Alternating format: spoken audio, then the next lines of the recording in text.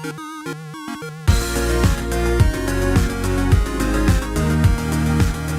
everyone, welcome back to another Anime Kingdom review. See by title below, yes, this is on episode 9 of Boku no Hero Academia Season 2. And yes, I know, I am sorry that this is a day late. If you didn't see my post that I put on Facebook, on my Facebook and my Twitter, I literally was, I was just out the whole day on Saturday. And by the time I got home, I was just super exhausted, and ended up just, falling asleep. Thus, of course, not a good thing considering Saturdays, of course, are my most busiest of days, since that is the day that I have like literally like 4, reviews I have to make, 4 animes I have to watch. So when I woke up, I was like, damn, I got a shitload of that, animes to watch and to review. And then, of course, I also still got to do the vlog today as well. So yeah, honestly, when I woke up, I was like, oh, okay, well, sucks because I have a lot to do, but hey, I'm excited because this week I was super excited, at least for Boku no Hero Academia, especially considering last week when I saw that it was going to be Bakugo versus OCHAKO. I was super hyped up, like literally I was like, this is, especially considering the last week's episode, they kind of just smashed in pretty much all the first rounds of the matches, except of course obviously the only one that had a focus was of course Izuku versus Shinso. That was literally the only match that had like a kind of more than half the episode focusing on that, while all the other matches literally were just pretty much put into one episode, to which I still enjoyed, I still loved them.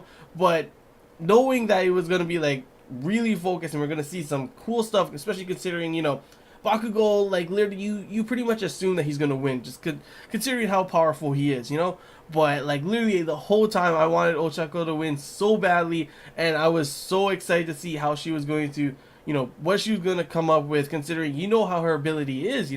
At first, when I was first watching, I was like, what's she going to do? What's she going to do? Seeing her kind of use a smoke screen and, use her shirt as kind of a distraction to try, of course, grab him to, I guess, make him float. I still don't really understand how that plan would have worked, considering he can still control himself by flying. So yes, he's floating, and maybe he'll be disoriented for the very beginning, but I don't know how that would end up working. Maybe that disorientation, she would like knock him outside, then turn it off and he would just fall down, maybe? I don't know. It's hard to say how she would have won even if she was able to touch him.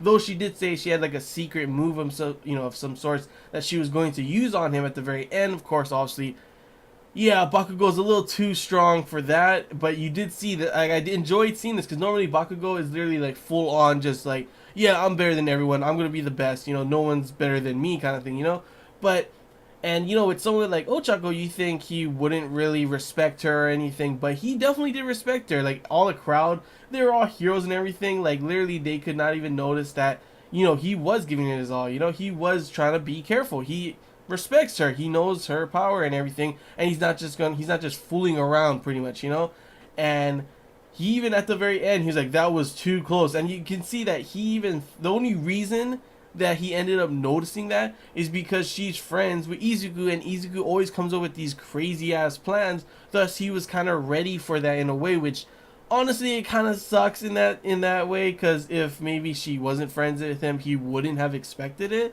And in the end, he even thought it was Izuku who came up with that plan, but nope, it was all Ochako. And literally, it was honestly really enjoying to see, like, when she, I kind of knew her plan immediately once she started, continuously attacking him. I knew she wanted to touch him to get him to float, but I was like, I don't know what she's trying to do. It's not working. And then I was like, oh, wait a minute. He's literally destroying the whole arena, literally rubble everywhere. We all know her power is to make things float. The only thing she could, make things float, that's why I thought it was a kind of disadvantage, was the fact that it would be either her or him. But then, as he's pretty much destroying the whole ring, making rubble everywhere, you can clearly see, and I'm not too sure if everyone noticed it, but yeah, like, I was like, I bet that's what she's gonna do. Of course, I didn't think she had it like all in the air waiting, but it was pretty damn hyped to see her doing that. Like, literally, the big part of this episode for me too as well, that I always mention this, but I love the soundtrack in Boku no Hero Academia. And this episode, from the very beginning, seeing her continuously going out, the music just heating up her determination and everything, to the emotional, I'm not even gonna lie, I teared up during the part when she was like, you know, she wanted to do it for her family, of course, and she was like, you know, pushing herself, crawling to beat him and everything. I was literally tearing up. I thought it was, honestly, with the music especially, it just made the scene so powerful, and I was like, oh, come on, OCHAKO, you can do it, even though, you know, she wasn't going to win. And like, I love the way the soundtrack complements those kind of scenes. Like, like I said, the beginning part literally had it like she was determined to do everything possible against this overcoming odds of, you know, going against Bakugo. And you saw that, and the music complemented that, which it complemented the emotional scenes. And, you know, even when she was talking to her dad on the phone, like, I teared up again. It was like literally right after, when she was like, you know, Izuku saw her and she was all, seemed like she was happy, like she was frustrated, like, oh man, I couldn't do it, kind of thing, you know, but I'll be watching you. I was like, dang, that's why I love OCHAKO, you know. She always seems to still be like, you know, be able to get through that kind of stuff, because I'd be literally just so frustrated. But then you see she is still frustrated, and of course, you know, she ends up tearing up, talking to her father and everything. And I was literally like, oh no, the water gates have broken again. The field strain is back, everyone. And I'm not gonna lie, I teared up again. It was pretty moving, I'm not gonna lie, honestly. And then of course, you know, the very end, the soundtrack with the guitar part, it hyped me up so much. After, I love that episode. I love the, you know, the fighting between OCHAKO and Bakugo, considering normally, like I said, you would think Bakugo would win pretty single-handedly, considering how powerful he really is. But OCHAKO came really close, and this was her own idea, and I kind of still want to know what the hell her secret weapon was that she was going to use. Probably will be shown later on, as we did see that we are getting glimpses of that one guy again, the enemy, the scratch my neck over and over again kind of dude. So obviously during the tournament, or maybe after the tournament, I'm pretty much suspecting it's going to be during the tournament. Like, something's going to happen where the villains do attack and stuff like that, and we're probably going to get to see something cool from her, especially. I mean, everyone's going to show something cool, but like, I really, after seeing that, I was like, man, I wonder what she would have done, because literally, even if she touched him, I don't know how that would have got her to, you know, win. Honestly, I don't see how that would have worked, you know, unless he accidentally tried to boost himself one way, because he's not used to floating, he accidentally rings himself out. But I don't see that happening, so I'm not too sure how that would have worked. But yeah, just literally that whole episode, the field, like, I was literally on a field strain. The beginning part, I was like, go OCHAKO, you can do it. The determination in her eyes literally just got me so hyped up, to the emotional part of her trying her damn best, crawling on the ground, for goodness sake, to then, of course, seeing like she was kind of, you know, back in, you know, happy spirits kind of thing. It wasn't so bad. I was like, oh, okay, just to hit me back down in the field strain with her tearing up, talking to her dad. And then, of course, the hypeness coming up with, you know, Endeavor pretty much talking to, you know, Izuku, and telling him that, you know, he's kind of like All Might, and he's like the kind of like a test to see if, you know, Todoroki can beat All Might later on in the future and everything. And I love the way Izuku said, you know, he's not All Might, because he's literally not, and Todoroki is not him, even though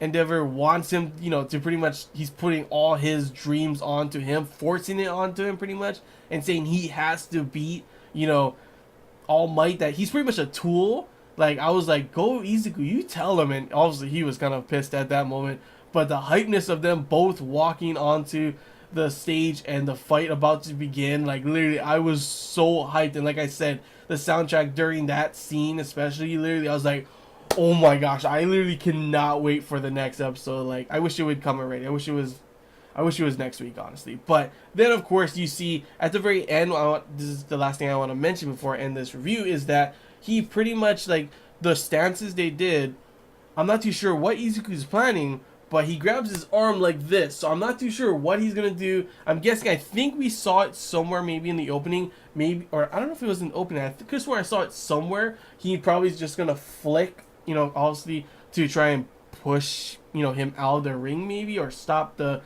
ice, because we all know Todoroki is not going to use his fire, though it may come to the point where he may have to, but I don't think that's going to happen until, like, it's a life-threatening situation. For example, you know, going against the villains. That's the only time I think. So I'm pretty sure the next match is going to be Todoroki just using his ice, just because he, you know, wants to prove his dad wrong and everyone else wrong, and to show that, well, not everyone else, just his dad, and to show that he is strong enough without his dad's power, you know. So I don't think he's gonna do it, but in some way Izuku is going to come with some crazy plan and somehow be able to win. That's what I'm thinking, at least. And yeah, that's all I gotta say, guys. Hope you enjoyed this Anime Kingdom review. If you have any questions, feel free to comment below. If there's anything I'm missing to talk about, comment below as well. And if you did enjoy it, don't forget to like. If you haven't already, feel free to subscribe for more content. And yeah, that's all I gotta say, guys. Until next time, see ya.